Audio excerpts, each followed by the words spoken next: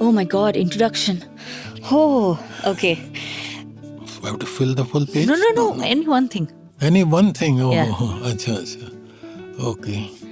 You have many.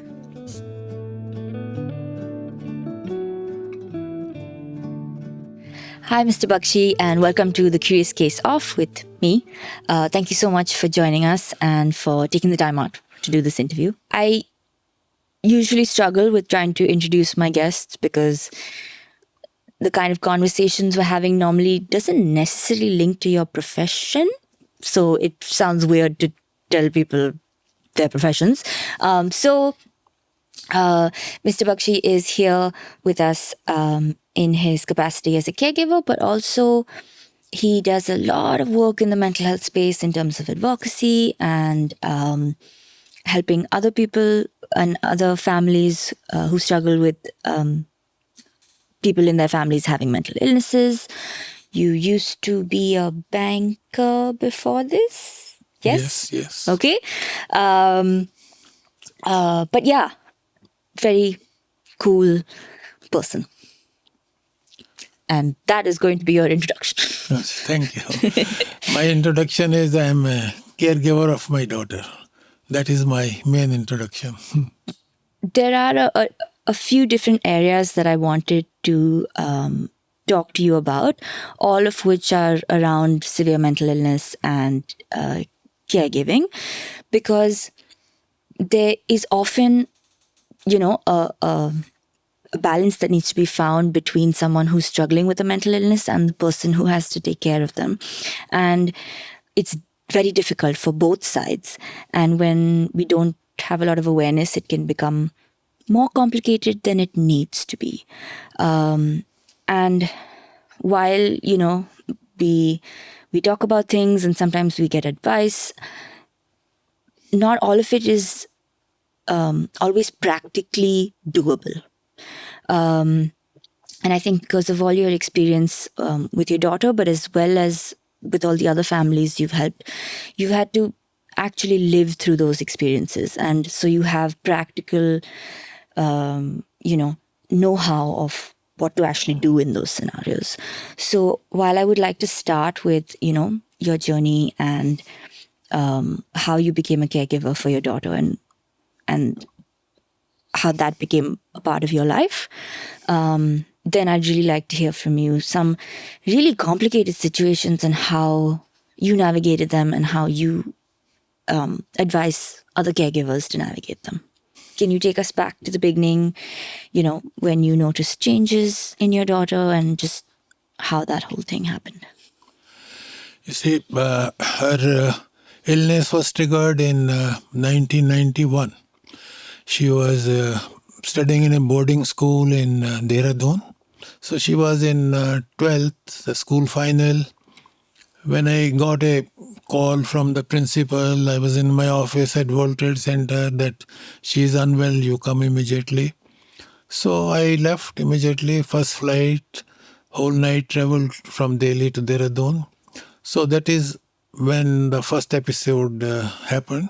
Before that, we had no idea that she has any symptoms of mental illness. And that is how it happens with most of the families.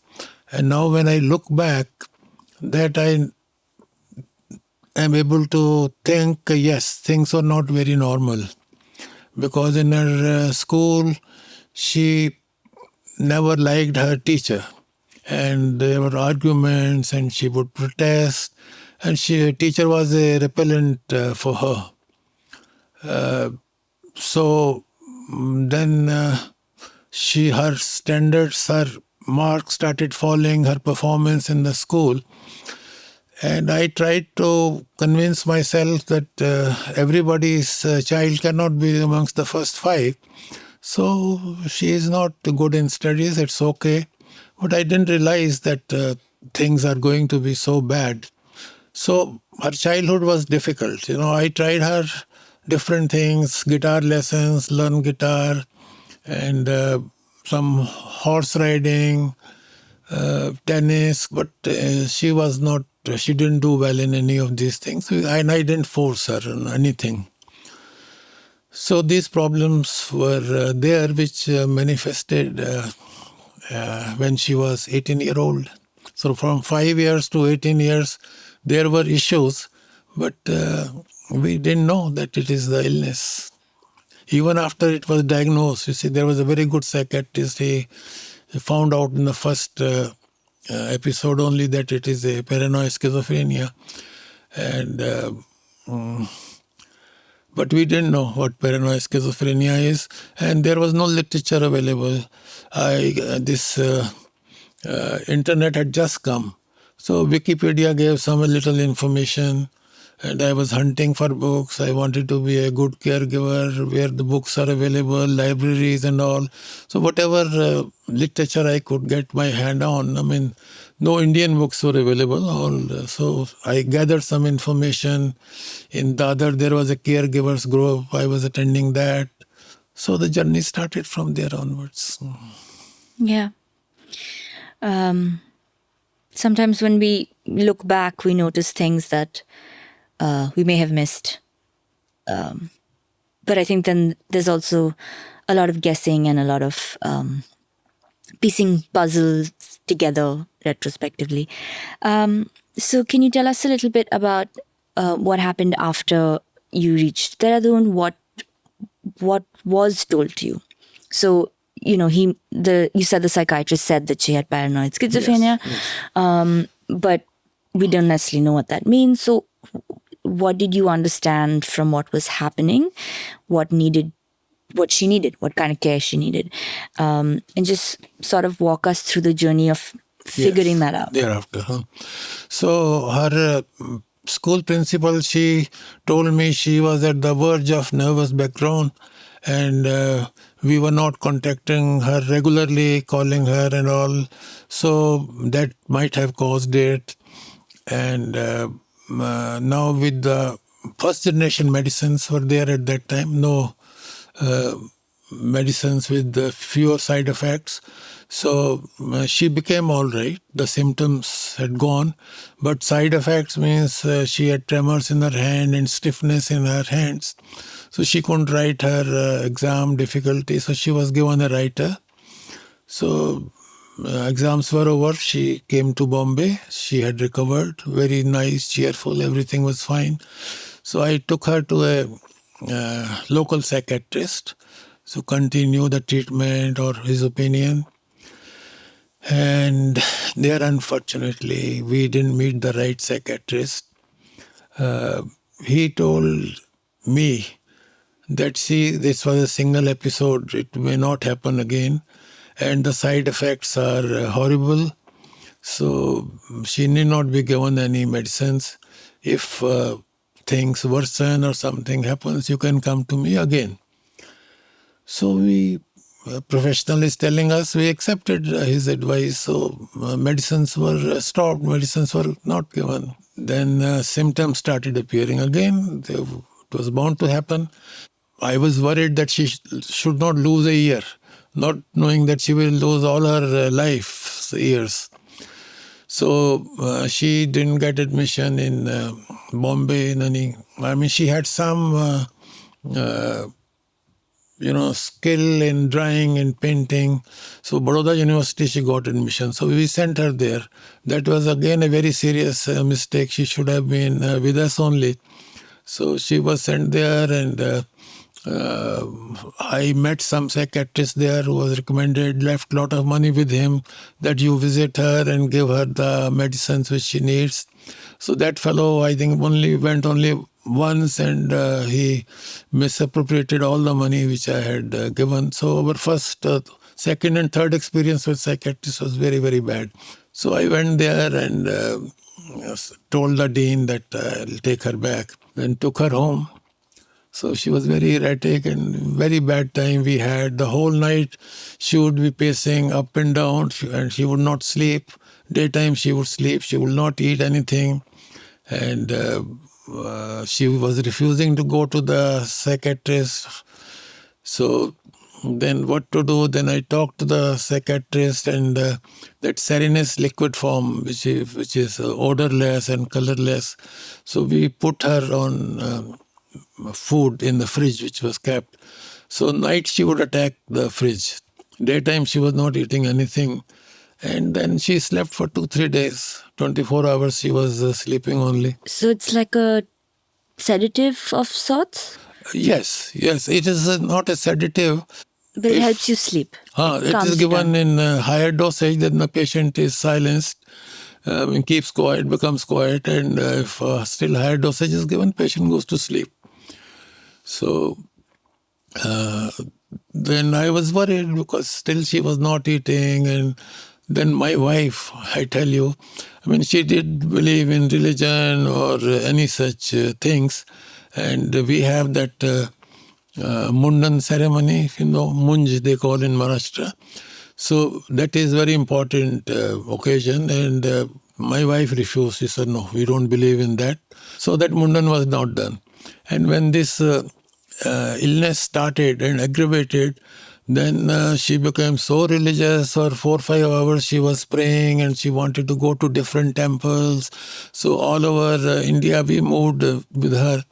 And she was going to the various tantrics, and so all this she did.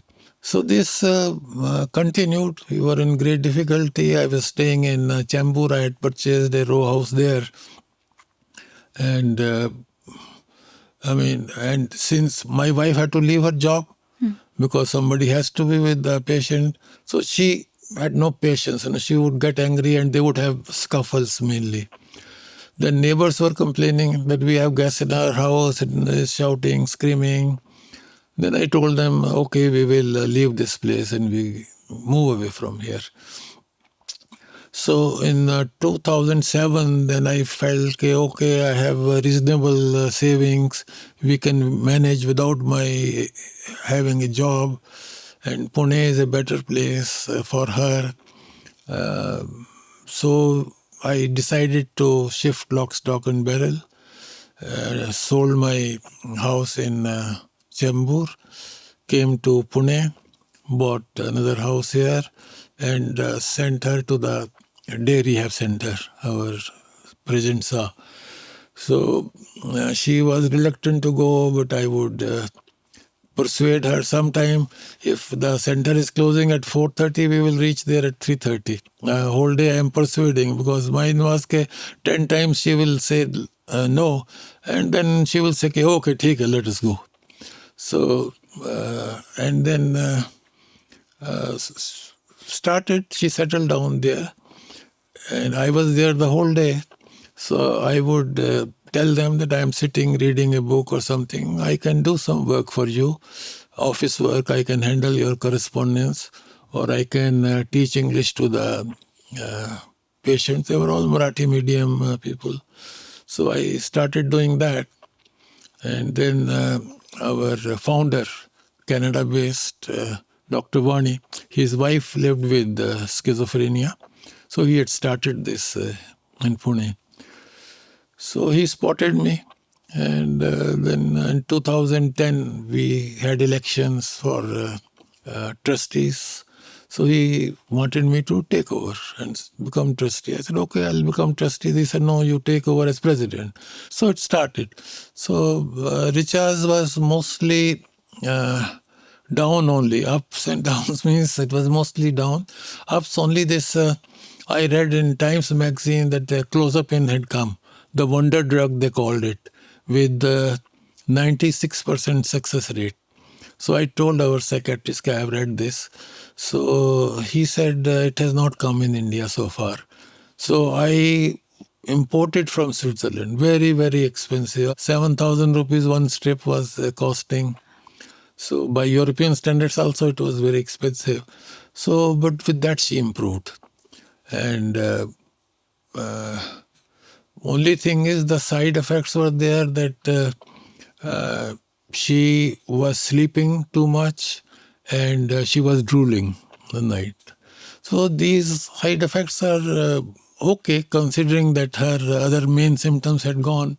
Then my wife and my daughter, in summer vacations, they went to Dehradun for a holiday. Her sister was there, who was a local guardian earlier, my wife's sister. And then they did the grave mistake. Some homeopathic they consulted, and he said he can cure her. He was president's homeopathic doctor, and but detoxification has to be done. So for 1 month, no medicines, and thereafter he will start the treatment. So in the this antipsychotic, this clozapine was stopped. So when it was shared with me, I was very unhappy. I told them, start it. Then she made Richa talk, and Richa said,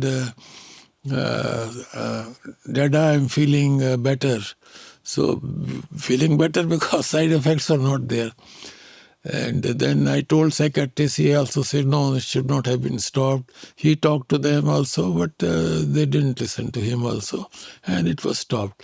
We came back to Bombay, and then again symptoms erupted. So whatever we had gained, that all went in vain. I was wondering if you could just tell us a little bit about what Richa's symptoms were. Yes. Apart from the medication, and also, you mentioned some of the side effects. Yes. So side effects, as I told you, was drooling and sleeping, and then this seizure happened when the dosage was increased. Other symptoms, as I mentioned, that it's like the seizure. Is it like an epileptic seizure? Yes. Okay. She would just fall down. Okay. And when she would get up also, she was taking clozapine, and because clozapine, the white blood cells come down, so every 15 days she was going for a blood test. So that was going on regularly, and at some stage she said no, she doesn't want a prick. So that stopped. So Dr. Chawda at that time was her psychiatrist. He said no, he will not give her clozapine without her getting the WC done. So he started some other, this is a very new medicine, that is a new medicine. He was trying various medicines. It did not help. So then I got introduced this KEM hospital head of the department, and she also became dean later.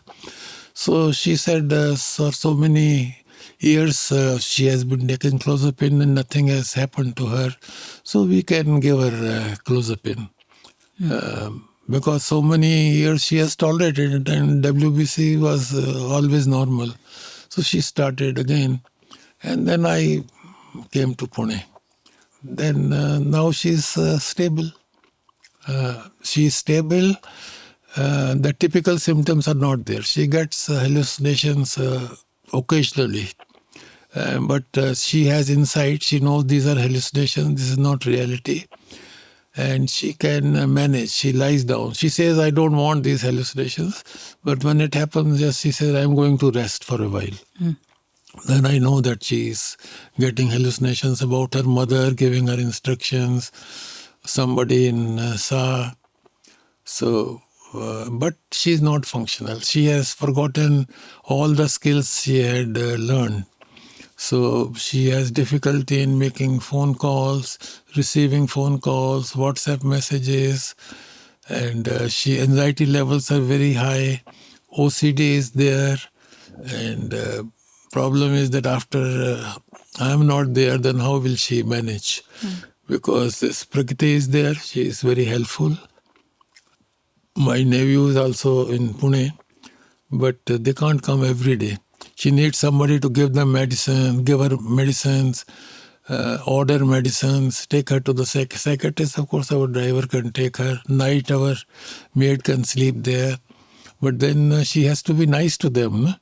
So she is sometimes very rude. If I say, okay, Prakriti will help you after me, so you be nice to her, then she feels insecure. She doesn't want me to talk to Prakriti. So those issues are there. Now there is no aggression. She doesn't shout. She doesn't scream. Sometimes I feel that she clings to me too much. So it's been a long while. You said 91 it started. the first symptom So it's been trigger. it's been about almost 34 years. Yeah. And like you mentioned, at least for the beginning, there was lots of downs and changes and complications. And then, there was the schizophrenia and the paranoid schizophrenia, but then the seizures began. And so there've been a whole host of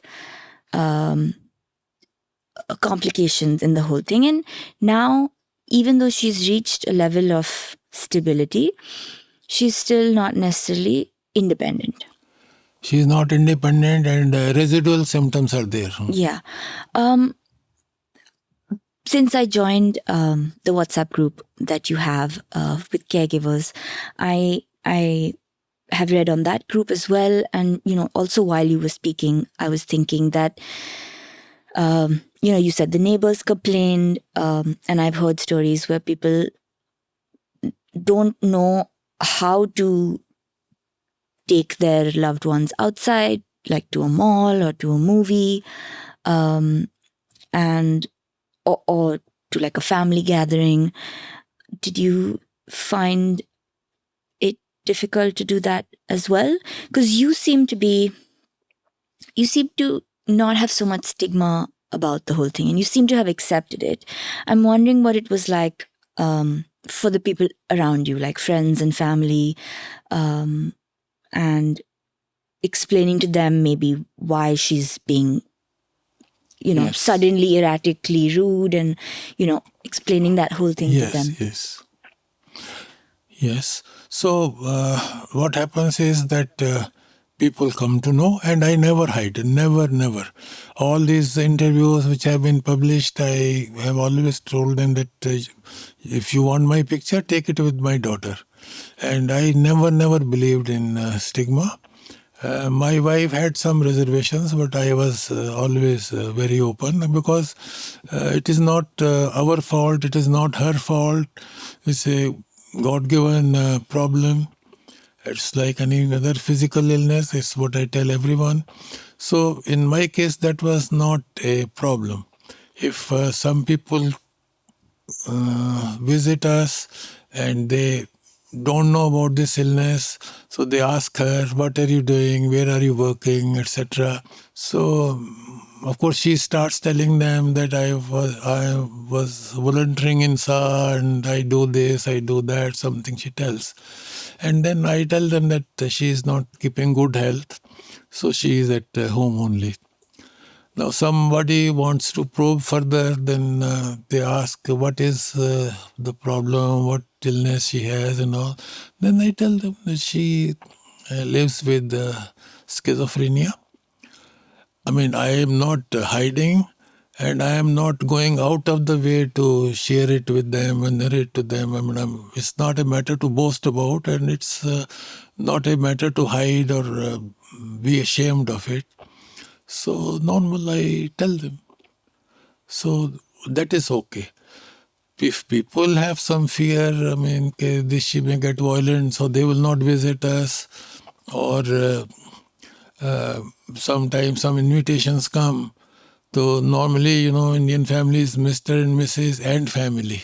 Here the family, they cut, they cancel. So it's okay. We also don't go then. If our daughter is not invited, then we stay at home only. So that is not a major issue with us, because I share it very openly.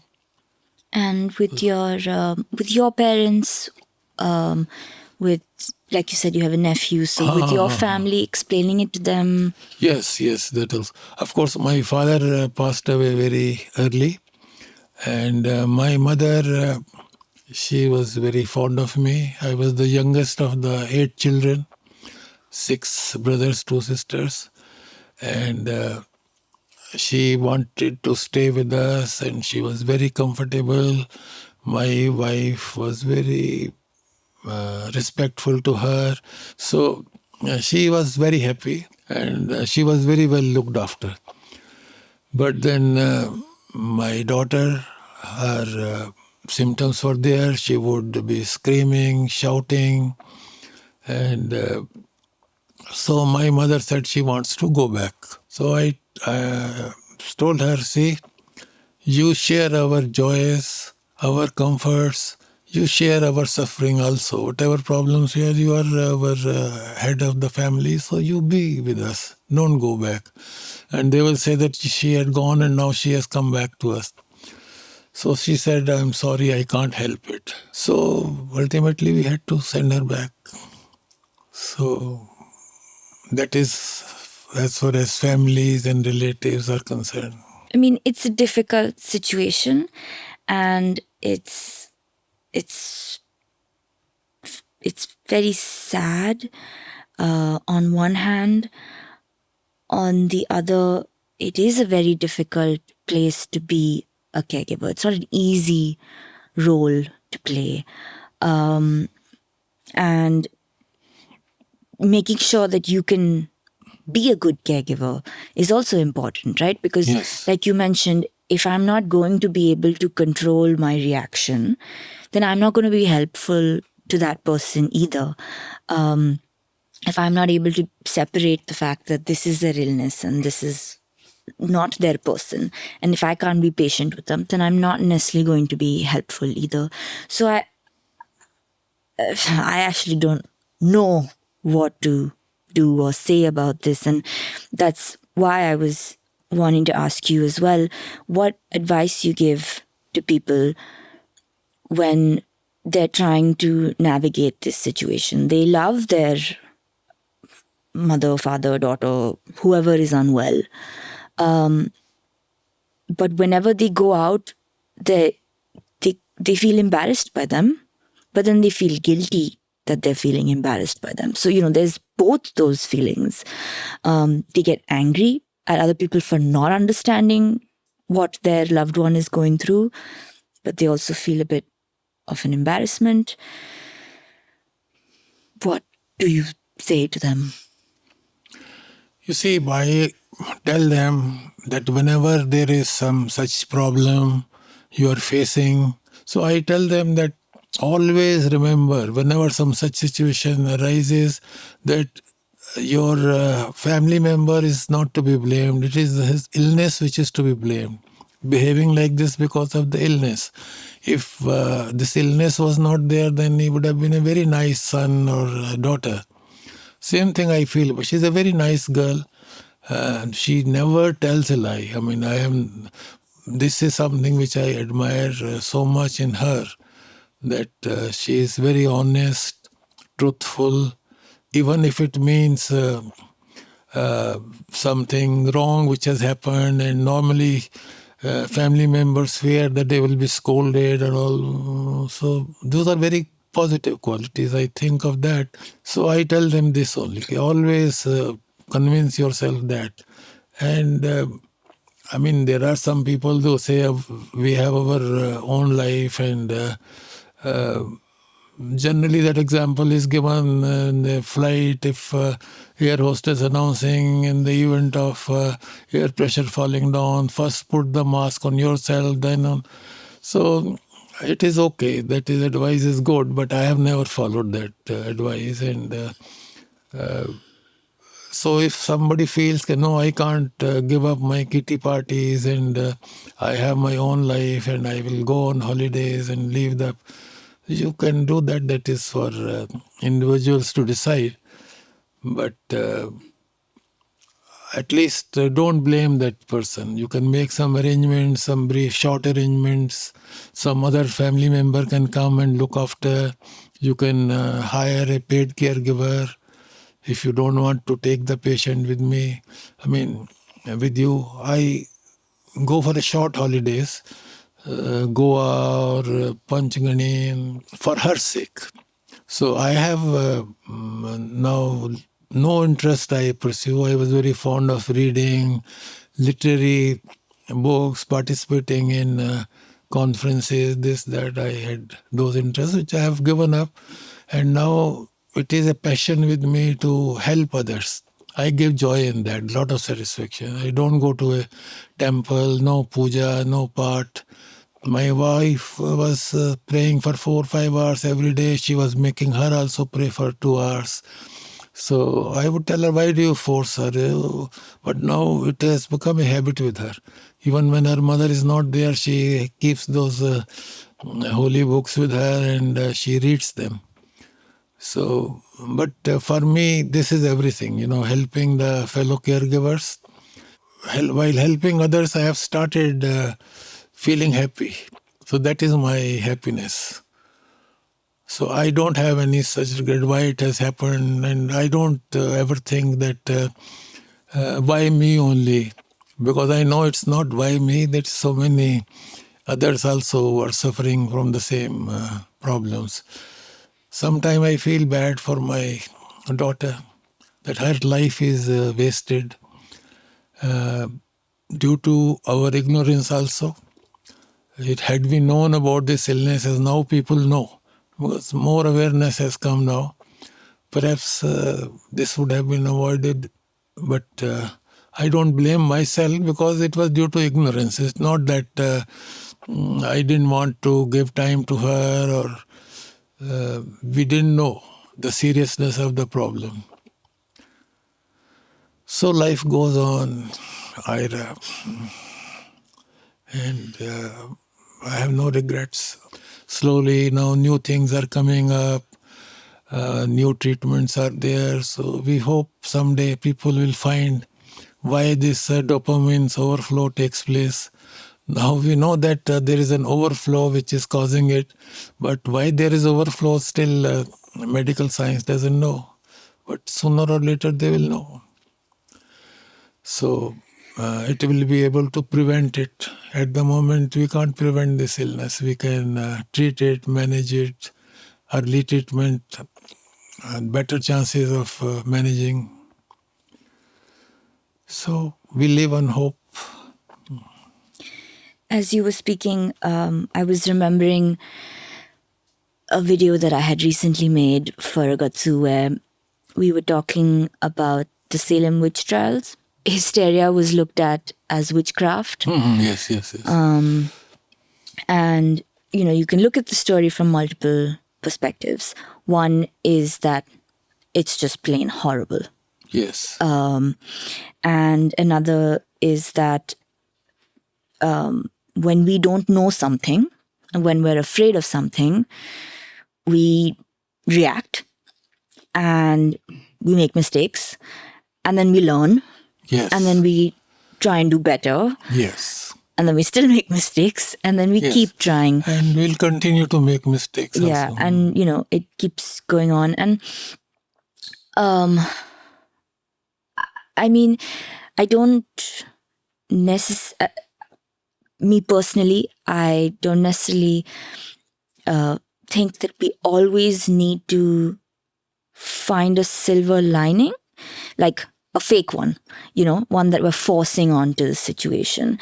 And from what I'm hearing from you, there is and there always will be regret about your daughter not being able to live to her full potential because of the illness that she had.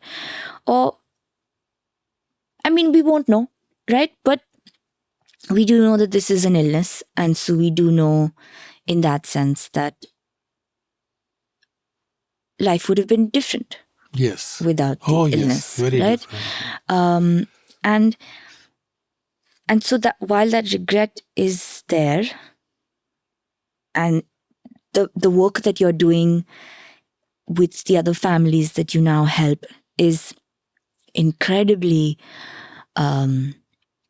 heartwarming and so needed, and it's great, and I'm so glad that it's giving you that joy and that hope. But I wouldn't say it necessarily reduces the regret of your daughter not being able to live the life that you had maybe envisioned for her. So I just wanted to acknowledge that, yes, something very meaningful has come out of what happened in terms of how much awareness and knowledge you gained and now have shared with so many more people. Yes. But that doesn't take away from whatever you feel like you lost or whatever you feel like she lost. I wanted to talk a little bit about the work that you do with other caregivers and how you advise them on how to navigate really tricky situations. There seems to be a certain amount of acceptance that you have to reach if you become a primary caregiver. There isn't necessarily a lot of room for, oh, but I also want to live my life.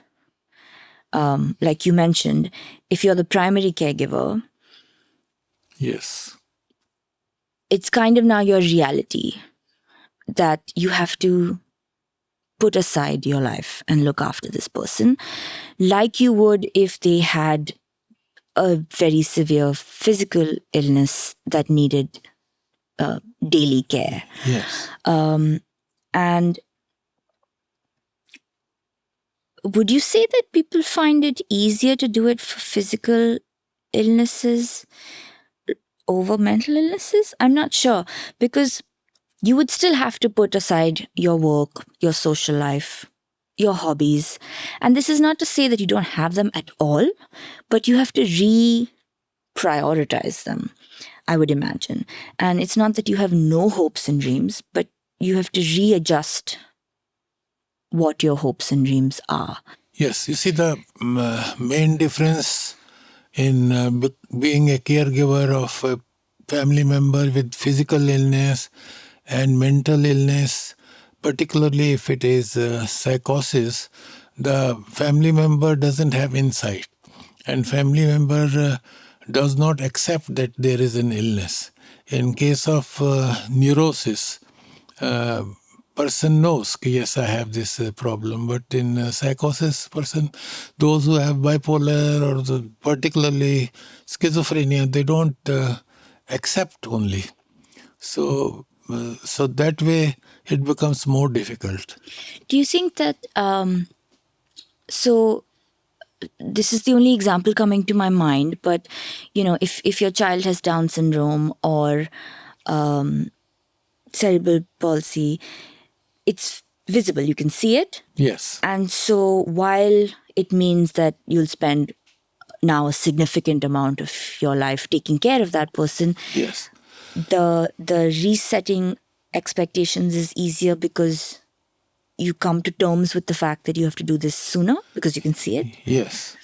So, you see, autism, of course, there are more problems, but cerebral palsy and all it's not that difficult to manage. But mind-related mental illness particularly is more difficult to manage as a caregiver. Those later on who develop dementia also cause a lot of problem. So all my questions that I had that I was thinking of, so for example, what if I want to live my own life? The answer seems to be you can't. To put it very bluntly, it would be you can't if you're the primary caregiver. Because, I mean, you seem to say that there's you and there's your wife. And you're not 100% sure as to what will happen once you're not there anymore. Yes. And I have heard of this in other situations also. Yes. Where, it's either the parents, the immediate siblings, or the spouses or the children. Not so often does the extended family become a part of the care circle. And it seems to be like you can't necessarily expect it from them either. Yes. Now those problems are more prominent, that siblings will not come to help. But one generation before, you could depend on siblings. Ratna appeared in Satyamev Jayate, if you have heard that. Yeah. So she sacrificed her marriage for the sake of her brother. They got divorced because they said you choose between your brother and your husband. So she said, okay, I choose my brother. So those days are not there now. Now they say openly, okay, whatever you have to do, they tell the parents, you do it, don't expect anything from us. Or they are more worried about the share in property. Still, there are some good siblings, but very few. And slowly what is happening in West, or what happens in West, is coming to our country. And the institution of family caregiving may not last for very many years.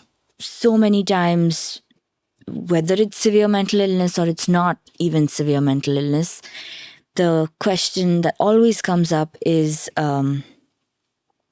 what do I do if the person refuses treatment? If the person refuses to accept treatment, how do I navigate that situation? And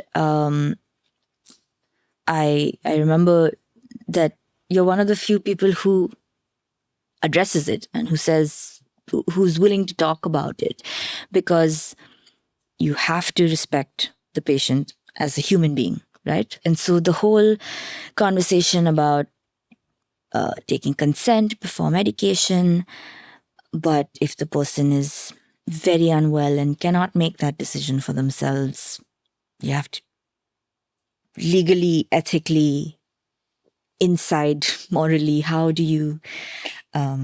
Yes. So when this act was being drafted, we were able to take some care for such situations. First thing is we have defined when a person can. Normally, the belief is that a person can take decisions about a person's illness, what treatment he wants, what he doesn't want. But if is not in a position to take correct decisions or decisions about his treatment, then there is a test for it. You see, if a person is told that you have this problem and this is the treatment you are going to get, and he does not understand, or he understands and then he decides whether he wants it or he does not want it, the decision which he has taken, does he know the consequences of his decision? So, and then third is whether his person is able to convey to others that this is the decision which I have taken and for this reason I have taken. If these three conditions are met, then person has the capacity to take treatment related decisions about himself or herself. So this is the provision in the act. What happens practically is that the parents, they go to the psychiatrist, explain that this is the problem, patient is refusing not to come. So psychiatrist will normally prescribe the medicine because the subjectivity is there. Even if the patient goes, he talks to the patient, he talks to the parents, and he comes to his conclusion and gives medicines. There are no pathological tests, there is no X-ray. So therefore, if the patient is not willing to come and not even willing to talk to him on the phone, then most of the doctors oblige. Some say that without talking to the patient and without patient coming here, we will not treat them. Then you have to go to the others who are willing for that. And now this tele-psychiatry and all which is there, everything is happening online only. So we have this video calls, and video calls, it is being talked and discussed. So there is no other alternative. You can go through this process which is provided in the Act, and then you can, then the nominated representative comes into the picture. If all these three tests are not passed by the patient, then the nominated representative will take decisions on his behalf. Now, there also I say that it is the parents who are the natural guardians. Till the age of 18, they are the natural guardians. So in the case of mental illness where the patient is not able to take the decisions and the stress they feel, then the decision should be taken by the parents or by the family.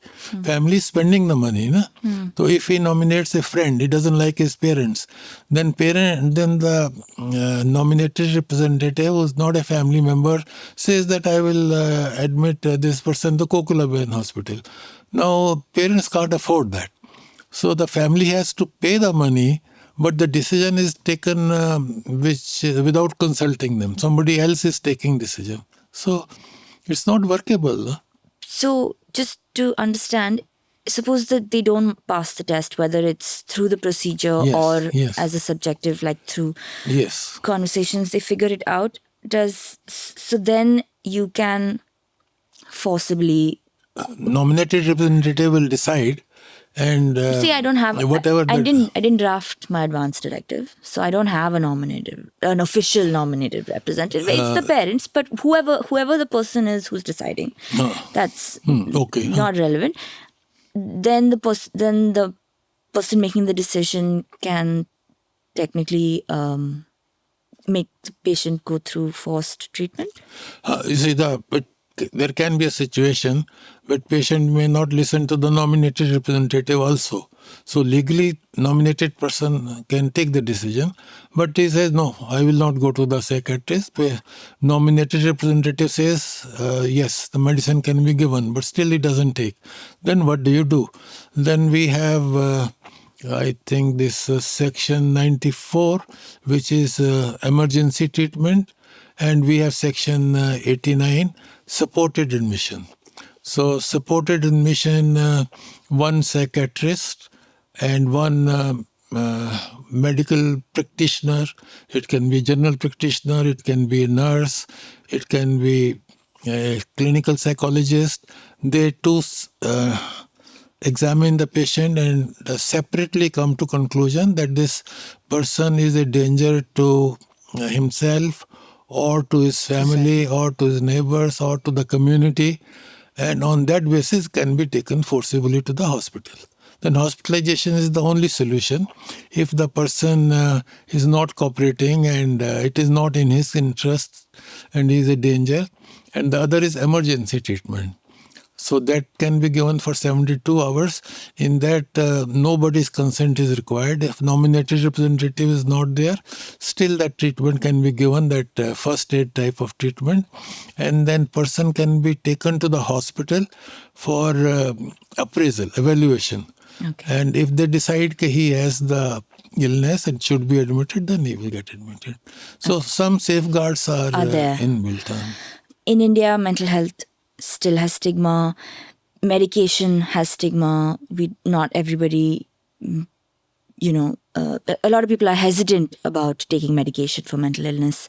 And I know that you have this conversation often with caregivers that in something like schizophrenia and a lot of severe mental illnesses, there is a need for allopathic medication.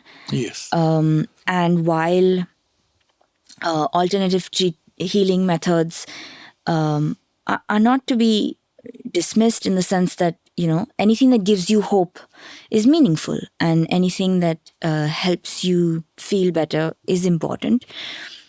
But in these situations, medication is non-negotiable, which is sometimes difficult to convey that to someone who's so afraid of them. And I've seen you handle that conversation very well.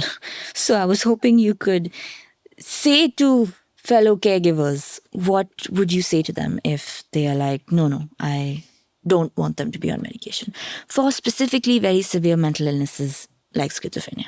Yes. So I have been telling them in private conversation, in the group also, that all these Ayush type of treatments, there is no research going on at the moment. Whereas allopathic, the research is a continuous process. Approvals are very, very difficult. It takes sometimes 15 years, 20 years to get approval. Trials keep on going. FDA in USA, everybody awaits approval by FDA. And they are very, very strict, and it has passed through so many stages, and then the approval is given. So you can be sure that these have been successfully tried. Trials have been done so many times. So it is safe. Side effects are there, which are also given. These are the side effects. In fact, those list is very long. To be on the safe side, all the symptoms are listed. Every patient doesn't get all those side effects. But still, if you are not satisfied with allopathic treatment, you want to do Ayurvedic or homeopathy or Unani, then don't give allopathic. Continue with allopathic. Many of these homeopathic doctors or Ayurvedic doctors, they say, okay, you continue with that also, but you can try this also. This may help. So that is okay. Because those Ayurvedic, etc., there is no problem. There is no conflict. You can take both. But don't give up allopathic, and especially all of a sudden. If all of a sudden you do, then havoc will be caused. And you will regret all your life why I did that. There are people who are regretting. In my case also, we stopped for various reasons, and we suffered the consequences. This condition would not have been there had we not stopped. Or taper off very, very slowly, very, very slowly. In all of these illnesses, early intervention is so important. And, very, very important. I've heard from you also that, and I think that advice is great, where you said as soon as you notice a sign, just go get it checked. Because if you catch it early, there's a much higher chance that things will be able to be stabilized and better. And we slowly, but we are advancing in our understanding of mental illness and mental health. And yeah, we can get there. This I just wanted to add that things are taking place in this direction. Now, most of the schools have psychologists visiting the school. Some are on their payroll as employees, teachers, and some are visiting, twice a week or so. So they are meeting the children. Some teachers are being trained. So they are identifying the children who are might be having this problem. And the teachers are advised, the parents are being advised, there seems to be some problem, better go to a psychiatrist or a psychologist. So in this direction also things are moving. Yeah, it's slow, but we're moving slowly in that direction. Yes. Thank you so much for sharing your story and for talking to us about this. We have a little activity that we do at the end of each episode, which is at Agatsu we practice something called emotional hygiene. And one of the aspects of that is to pay attention to the little things that change our perspective sometimes, because it's very easy to sometimes get caught up in the negative, because our brains are hardwired to make sure we save ourselves from threat.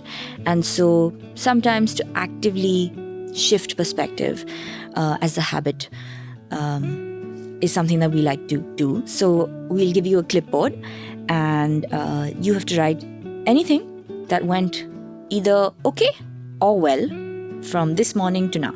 So my thing is that I woke up at 5 a.m. I did not oversleep. I was a responsible adult who was fully prepped for this shoot and made coffee for everyone and made sandwiches for everyone, and I felt like a competent human being. Well, what I wrote, I'll read all. Woke up early, thought about the podcast planned in the afternoon, felt happy that young people are getting into the movement and advocacy. That's what I had written. Great. That's very sweet. Thank you so much. Thank you, Ira. I enjoyed talking to you. Thank you for watching The Curious Case Off with me. In the description below, there will be links, further reading, summaries, guidelines, resources, everything that we could find and put together that we think you might find helpful.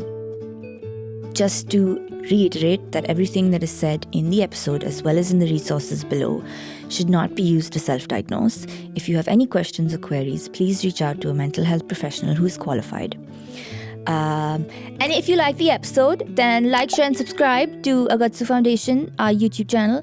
And if you want to know anything more about the organization, then you can find out at www.agatsufoundation.org.